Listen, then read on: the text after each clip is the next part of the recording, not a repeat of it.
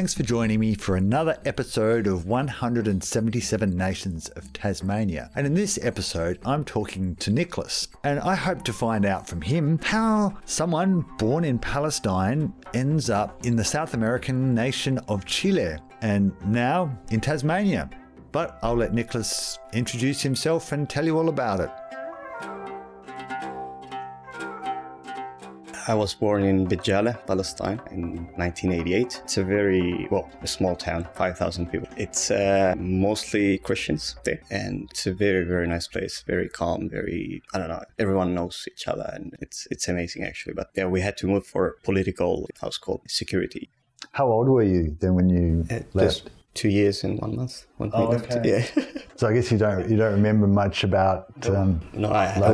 I went back. That's why I don't know much about it. And of course, my parents and my brothers, they lived there more, of course. Yeah. So they always talk to me about it. We were always talking with the family once a month or every few months. In that time, it was very expensive to call. Your reason for going to Palestine, was that just to kind of feel like to see what it was like, or did you have other reasons? Mainly, because I didn't know my family.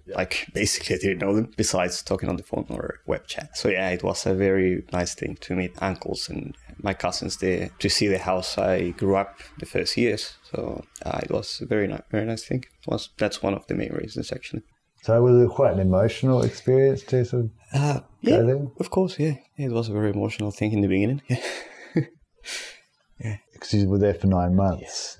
So did you work there as well? Yes. The first month it was just relaxing and, trying to catch up with the family. And then I got a job souvenir place. Where the idea of the languages always catch my eyes. So I used to work in that place. We had always people coming from Germany, Russia, Brazil, South America. And it was always a nice place to practice, to sell and have a good time. Worked there for 7-8 months. I know some people will be surprised that, Christians in the Middle East, but of course Christians have been in the Middle East for centuries. Yeah, actually more than centuries in some places. But in Palestine, what denomination of Christianity? What's the main denomination? Because I know there's a few in the Middle East. Exactly. In Palestine, according to the numbers I knew a few years ago, we were only 2%, and we were always decreasing, unfortunately. The rest is between, of course, majority Muslims and a few percentage of Jewish people, in Palestine at least. And so I guess a lot of Christians, the population is going because of people migrating out. Yes. In Palestine, they just try to keep safe. And some people like to stay and, fight for their lands. As nice as it sounds, it's not that useful, unfortunately. Is the main danger then for people there that the land's being seized? Exactly. Well, like I told before, it's history. It's always a two-point view thing. So mine and many's point of view, it's that, we have been robbed, and it's unfortunate, of course, but with the British government that used to rule Palestine after the after the Ottoman Empire, the British took over. After that, they had the Balfour Declaration, where they were gifted Palestine. According to Golda, I believe it was, said there is a land with no people for a people with no land. And then they start sending the Jewish from Central Europe and a house called the Sephardi and Ashkenazi from Europe to Palestine. So slowly they have been growing in size from 1947, 1967, and then they have been almost 90-something% of Palestine. It's under the Israeli government now. Yeah. And so the people who were living there are being pushed out. Some of them been staying. Of course, they just moved from their houses, forced to, of course, but they stayed in that place. Most of them, of course, they just migrate to different countries. So you were there for 9 months. Was that always going to be a temporary stay, or did we sort of think you might stay there longer? In the beginning, I thought to stay because I felt amazing. And then I had this feeling of not so much liberty or, it was very confined place, unfortunately, in the West Bank, that they call, of course, in the American world. It's very restricted. It's like if you want to go from one place to another, you have to take how it's called, a permit, so to speak, a tasrih in Arabic. And so you have to, if you want to go to Quds, to Jerusalem, it's a 10 or 15 minutes ride in car. But if you want to go there nowadays, you have to take a tasrih permit, and it will take maybe 2 hours to pass through the checkpoints. And it's up to them if you can pass or not, depending if you have the permit or not, doesn't matter, depend on their mood. So I went twice there, imagine. I was 9 months, 50 minutes away, went twice, that's it. I couldn't go because it's very difficult to get a permit in the first place, and it doesn't worth it actually to stay there 1-2 hours waiting in line. I feel that after that, those episodes in my trip, I felt very uncomfortable, and I missed the liberty of living in Chile. And you can go anywhere, any place inside of the country, nobody asking you what are you doing or where are you going. So that was a big thing there.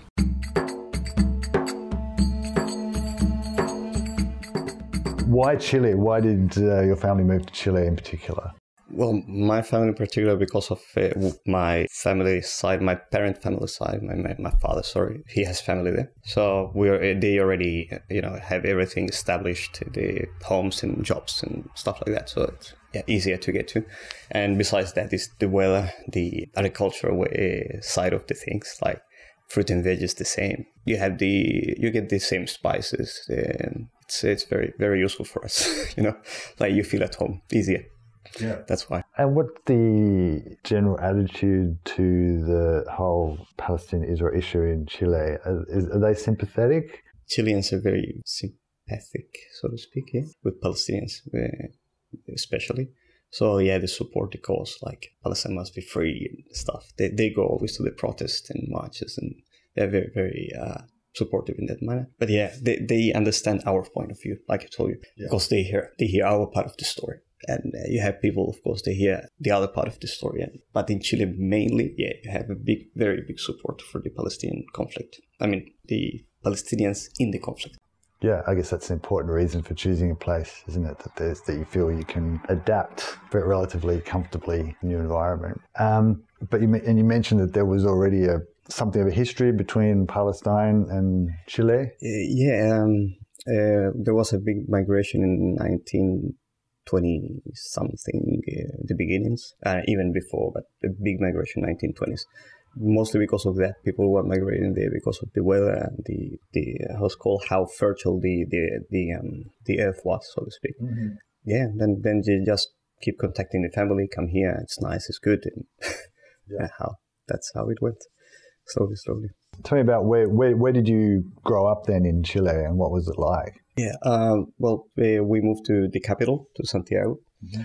It's amazing in that time, and even now I think there is no problem with they don't have any issues with migrants or anything. They are very, very open-minded, and they welcome you very, very well, especially with the Arabs. With Palestinians, they have a very, very close relationship because of many of them that came before. They open factories, and they start up many new jobs for many people. So they help the community. That's why the community was always grateful for it. Santiago is a very, very populated place. In that time, I don't know, but nowadays it's like 8 million people in that area. So it's very, very populated, and it's always long distances to go from one place to another. That was a very big thing for my parents, because in Palestine, it's a very 10-minute way from here to there. Yeah, but the place, it's very nice. Like I told you, the weather is very similar. So very hot in summer was something that didn't affect much the way of living. But the place was very, very advanced. Chile was, according to many, it's one of the most advanced countries in South America. So it was very good. And so growing up in Chile, did you sort of feel that Chile was your home, or did you always sort of think, Palestine's my real home, I'm just here? Yeah, actually, it took me a while to realize that. But I always felt like I didn't fit there, so to speak. I don't know if it was me or many had the same thing, when they migrate to Chile, but it's a very nice place, very nice people, like many, many places, of course. But I don't know, I always had that thing of different ways, of course. And when I went back to Palestine in 2012, even though I wasn't like very comfortable there, I felt like it was my home. It was very different. I felt like walking on the street was very different. Like, I don't know, it felt very relaxed, and that you could do anything you want and say anything you wanted in the way you wanted to, you know, and you wouldn't be looked at different. So I felt in that time, so imagine it took me 20-something years to realize that. But I always felt like I didn't fit there, in Chile at least.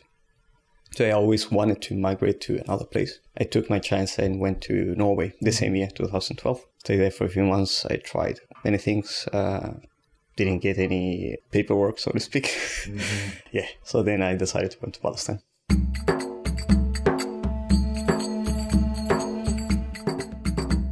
So after you went Palestine, you went back to Chile, and is that when you started working? I went back and worked with my family in the family business, the Arabic restaurant. It was always a nice thing to do. You meet lots of people every day. I used to be like the person in the front of the house, so I love to do that. It's something that's very sacrificed, of course. It's you know, like anyone who has his own business, it's that 24-hour thing all year. Non-stop. So that's the only bad thing about it. And and then I had my uncle coming from Australia, going from Australia, and I met him there, and he started telling me about Australia and how things here, and changed my mind a little bit. And instead of deciding to go to another place to try, you know, to migrate, I just took the chance and came here. So was there anything that your uncle said that sort of really sparked off the idea or really attracted you to Australia? Not much. It was like the language thing. Of course, it was a very, very important, because I was always taught to go to Germany too. But yeah, German, to do the course and stuff, it takes time. It's lots of money to invest in. And English, it was, so to speak, my third language a long time ago. Never spoke it properly in Chile, I believe. But in here, it took me a few weeks, and it was very good. So that was one, that's called very important reason to come here too. What led to you coming to Tasmania? So I decided to study technical engineering, and one of the few places, in regional places, that have that, it's in Tassie, in Hobart. Well, price-wise too. I was thinking to study another house called a master's in IT. It was too expensive for me, so yeah, I decided for that, and it brought me here. Okay, so you came here as a student? Yes. Okay, and so when did you come here? I came here February 2019.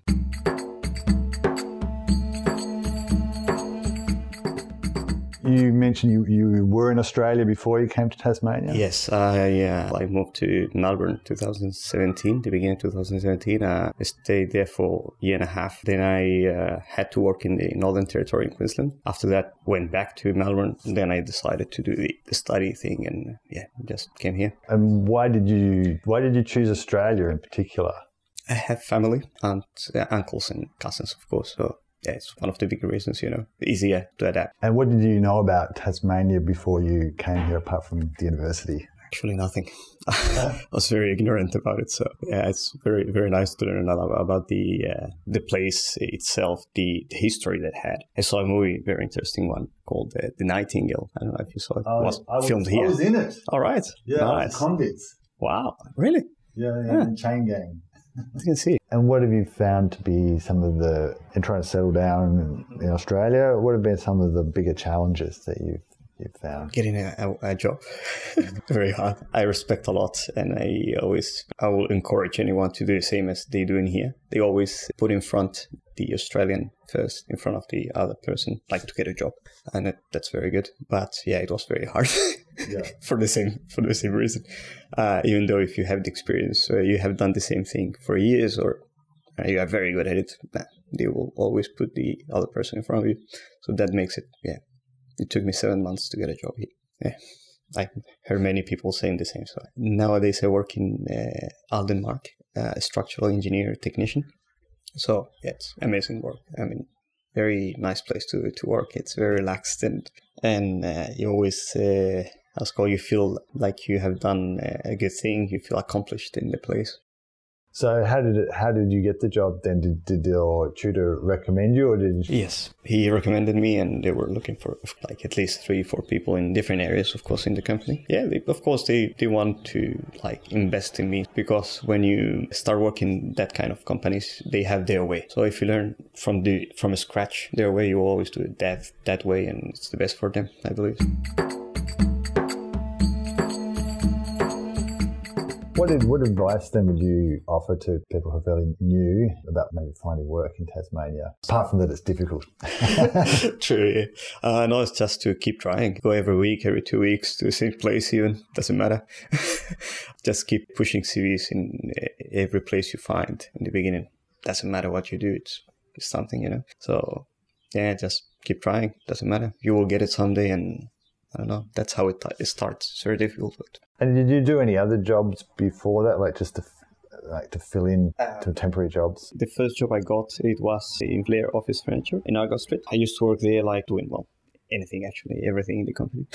Used to work like in the office, in the warehouse, deliveries, assembly things, anything that came up actually. But besides that, I used to work with my friends cleaning Airbnbs and, like particular cleaning. So it was very...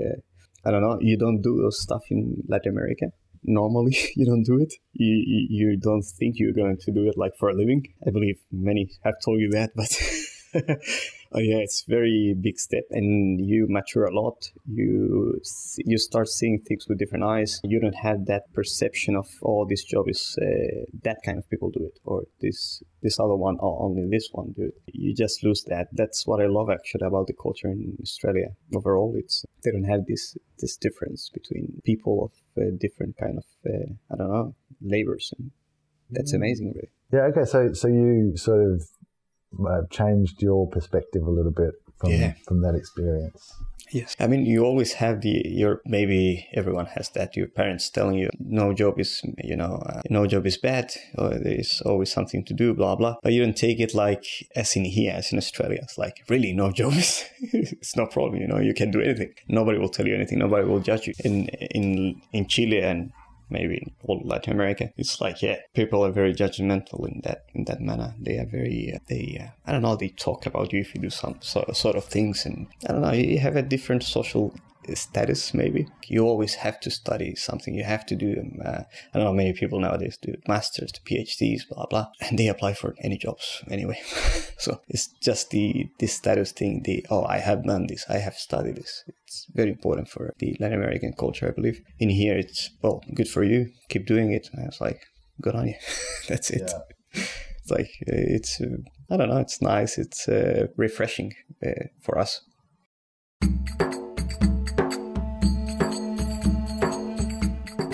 What do you think are the biggest differences in the cultures between Australia and Chile, or also maybe you can talk about Palestine as well? Like I mentioned, actually, it's the open-minded way people are here. Very welcoming too. I don't know. I heard many times when I was in Queensland, they told me, oh, they're very they don't like foreigners and stuff like that. I never had that problem with anyone. I heard that from many people, but... Because I was curious about how people react to, if you say from Palestine, whether they're curious or they're a little bit like, what's the typical, how do people typically react to that? Well, putting it this way, when I came here, they recommended me to shave beforehand. I was like, yeah, it's in the airports. I don't know why. It's a big thing. I was like, in here. But when you come from, of course, I wasn't here before. So when I first came, I was like, oh yeah, you should shave before you go. In the airport, it's a big deal. I don't know. They're very picky. And yeah, you always get that thing. They always, it's a very natural thing. It's like you always, I don't know, put in your mind, Arabs are like this. And yeah. All Arabs are guys with big beards, and and that's depends on anyone. But that's the way people in the media are developed, so to speak. Yeah. Their minds are developed like that. Everyone has that. But and until you just travel around or meet different people, you always have that close-minded view. So you always have to be very, I don't know. You always have to have it in your mind that some people are going to be like that. They always have that point of view. I just laugh about it, actually. I don't care.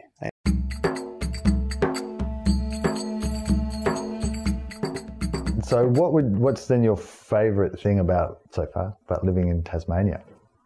Well, I haven't done it much, but in Tassie at least. I love doing hiking here, the sightseeing. So yeah, it's mostly the nature of the place, and and of course the people. Really love the people here. Mm-hmm. They always make you feel welcome, and they're very kind. So mostly those two things: nature and the people. So has it been easy to get to know local people here? Yeah, very, very easy. When you go to any place to buy something, they say hi, you start talking. Of course, you have many types of people. Some doesn't want to talk, and that's it. But yeah, the people who really you interact with, and they become very fast your friends, so to speak. So it's very, very easy. Yeah.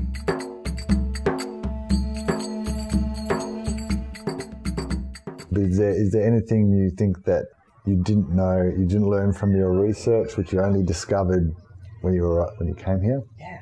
It's depending on who you know is where you are going to get to. It's like that's one of the things. Of course, it's after you come here, for sure. It's impossible to research that, I think. And yeah, it's depending on who you know and how do you deal with people. You have to always be open-minded. You have to help everyone you can. And especially when you are newcomer here, try to help even if you are your first days here. I don't know if you can help anyone do anything, or because you will have many people helping you, lots. That's the very, very amazing thing about the Latin American people here, at least. Mm-hmm. They are amazing in that thing. It's like you can post anything in Facebook and everyone will help you. It's like, oh, I can get you this, I can take you here, or they can give you recommendations. Just make friends. Thank you for listening to another episode of 177 Nations of Tasmania. Don't forget you can also follow us on Spotify, Facebook and Twitter. Just look up 177 Nations of Tasmania. And thank you again for listening.